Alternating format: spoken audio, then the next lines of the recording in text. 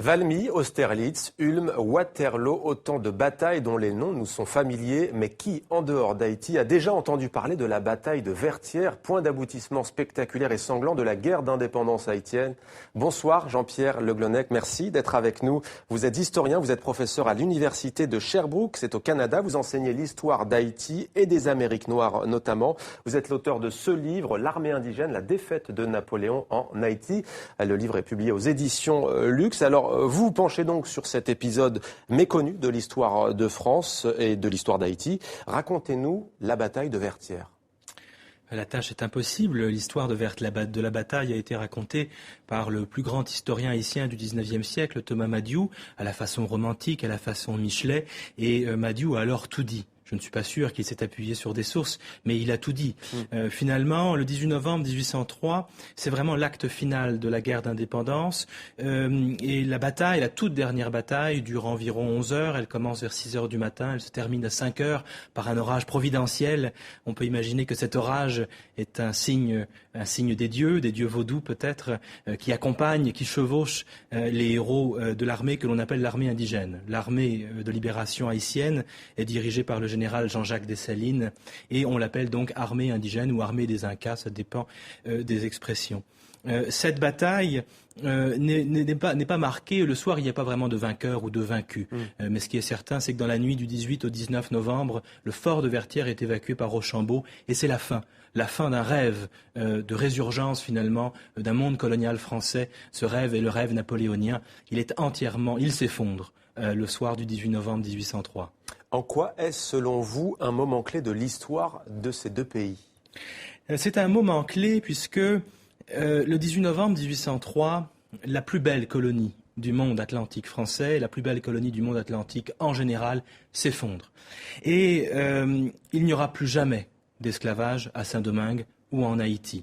Donc c'est un moment très important pour l'histoire d'Haïti et pour l'histoire de France, mais aussi pour l'histoire du monde moderne, puisque ce qui se passe ce soir-là, c'est toute l'idée esclavagiste, et c'est le dogme de la race qui est battu en brèche par des citoyens et aussi des citoyennes, puisque les femmes sont présentes sur la scène le jour de la bataille.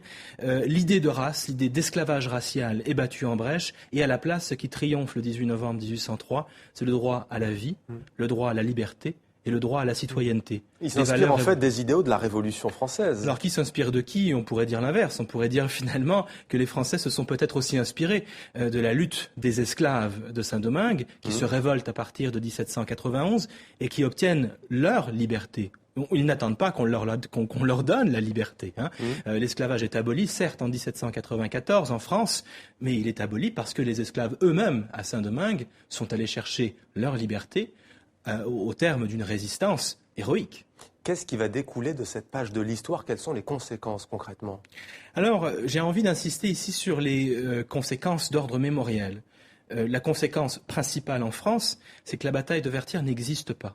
Le mot Vertières est un mot qui n'existe pas dans l'histoire et la mémoire française, et j'encourage tous ceux qui nous regardent à ouvrir leur dictionnaire des noms propres et à chercher le mot Vertières. Vertières n'existe pas. Cette défaite a été occultée, elle a été effacée.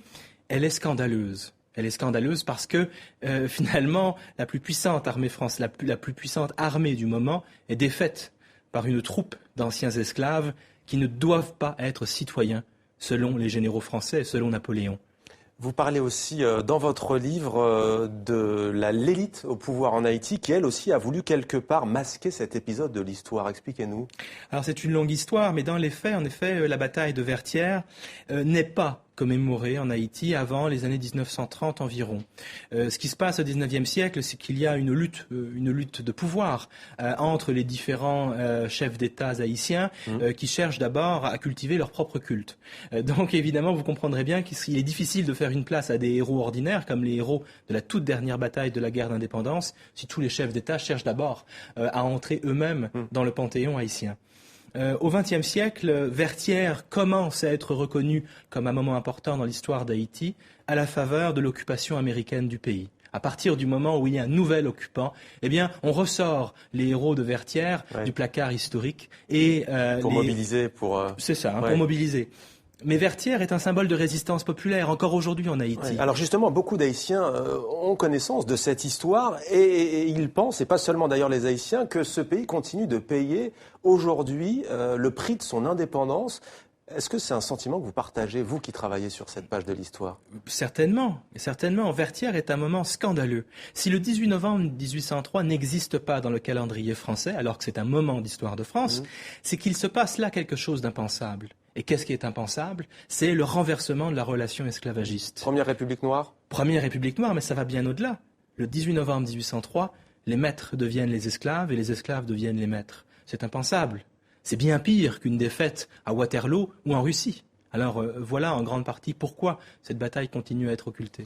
Jean-Pierre Le Glonec, l'armée indigène, la défaite de Napoléon en Haïti, à lire absolument si vous êtes passionné d'histoire et si vous voulez connaître une partie de l'histoire de France et d'Haïti. Merci à vous d'avoir témoigné dans 64 minutes.